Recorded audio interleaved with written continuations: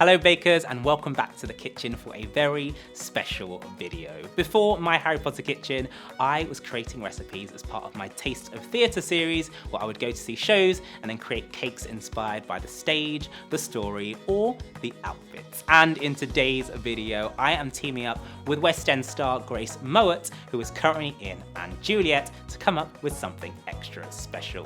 This is going to be a baking challenge inspired by Juliet's finale outfit from the show. And if you haven't heard of the show yet, you're definitely missing out. So I'll leave some links down below for you to find out more, but it is the alternative story of Romeo and Juliet. This time, Juliet survives, so you get to find out what she gets up to next, and it is all to the soundtrack of music producer Max Martin's pop hits. So there is so many good songs in that show. You'll definitely want to listen to the soundtrack after as well. In fact, while I'm baking through this recipe, that is exactly what I'm gonna do. So I'm gonna walk you through how to create this Juliet cake step by step, and then I need you all to head over to Grace's channel where she will try to recreate it, and you can let us know what you think. If you want to recreate this recipe, all of the ingredients, measurements and instructions will be up on my blog, bradleybakes.co.uk.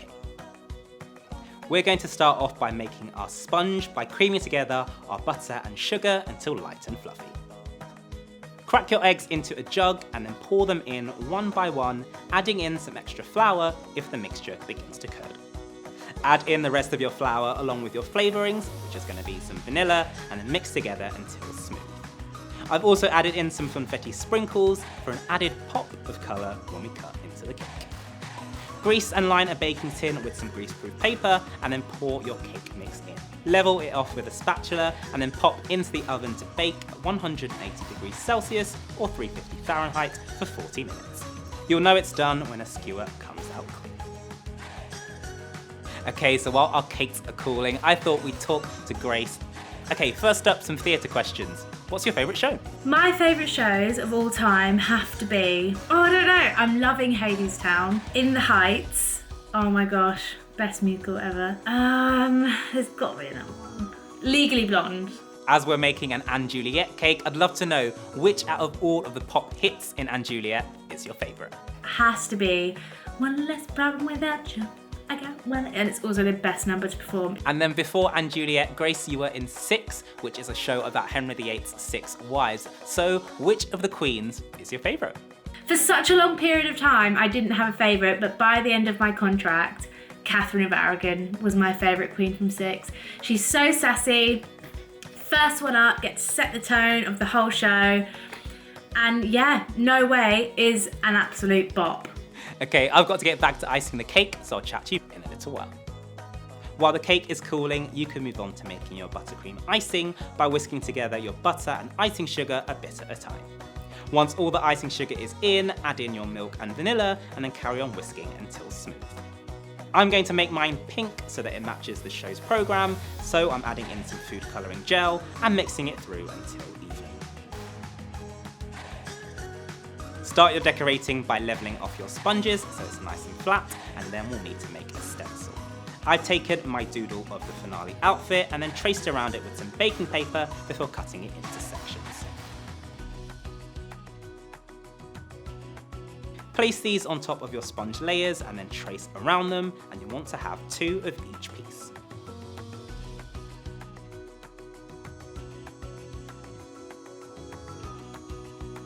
Join the top and bottom together with a little bit of buttercream and then spread an even amount of your icing over the first layer. Sandwich the next sponges on top and then crumb coat the entire cake with a thin layer of buttercream to help you get a nice smooth finish. Once you're happy with the crumb coat, pop it into the fridge for about an hour to firm up. You then want to apply a second, thicker layer of buttercream over the top, smoothing it over the edges and then placing it back in the fridge. Okay, so our icing needs time to firm up so we can get in touch with Grace. Okay, this time I want to know a little bit more about your baking past. So what was the last thing you baked? So the last thing I baked was, does a fridge cake count when you like melt chocolate and put like biscuits and marshmallows and like cherries in it and then put it in the fridge? Let's say fridge cake, I guess that counts. Okay, and if you don't have to make it, what is your favourite thing to eat? Oh, this is gonna make me hungry.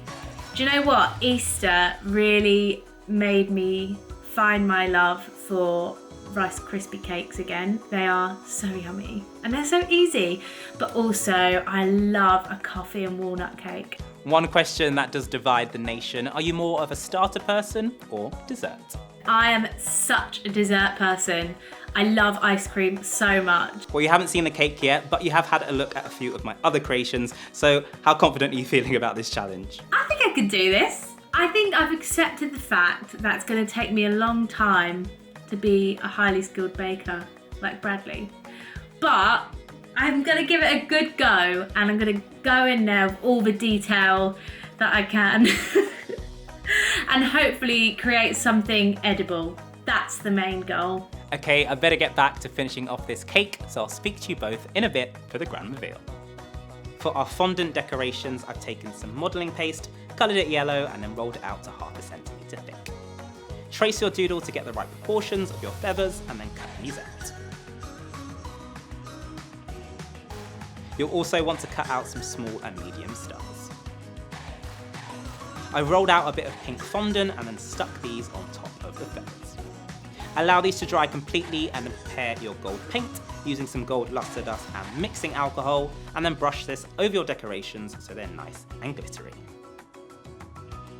To finish the cake, I've taken my base fondant, which is going to be yellow fondant icing, and rolled it out to 1/2 centimetre thick before smoothing it over the cake.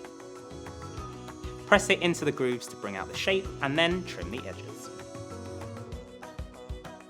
Next, I've taken some purple fondant, which is going to be the base of the shorts, and then place that over the bottom half. Cut a rough V shape and then trim the edges too. Next, you'll need to make your pink ribbons, so cut these out and then layer them on top at different angles to give it some depth. To hide any seams, I've used some black circles on the bottom and cut out a purple V belt, which I've stuck over the top.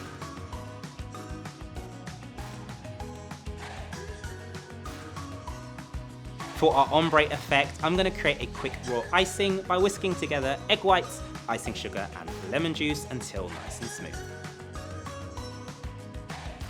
Split these into 3 and then colour pink, purple and yellow before placing them into some piping lines. I then pipe stripes along the top of the outfit before using a skewer to blend them together. Take your dried stars and then use these to cover any gaps before placing your feathers on top. For a last touch, I've covered the rest of the top of the cake with our stars and then sprayed the entire creation with some edible glitter for an extra touch of fabulous. And we're done! Our Juliet cake, inspired by her finale outfit, is complete. So there you have it, that's the cake created, so it's time to give Grace and her mum a call and see what they think. Hey guys, how you doing? Hopefully you like it, I'm sure you'll be fine. I'll give you the instructions as well. So this is what we've come up with. So, here we go. So I think I'll break it down for you, but I think you'll be able to do it. So it's a cake filled with sprinkles, pink buttercream on the inside to match the programme. And then we've got this two-tone bottom, the purple belt, a little ombre effect in some raw icing, and then our golden stars and feather on top. Wow! Oh my gosh, it's amazing! Thank you so much. I think that we can do it. We have the time. There you go. I'll ping over some instructions and a few more pictures, and then, yeah. Yes, the cake, please. If I could. I'll send it in the post. Well, best of luck with it, and I can't wait to see how you get on.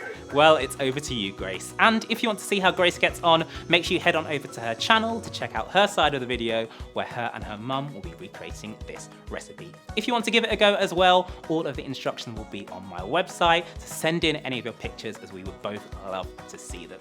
That is all for this video. If you want to see some more of these baking style challenges, let me know down below in the comments and we'll see what we can come up with next. And if you want to see more from my channel, make sure you hit that subscribe button, click on the notification bell, and I'll see you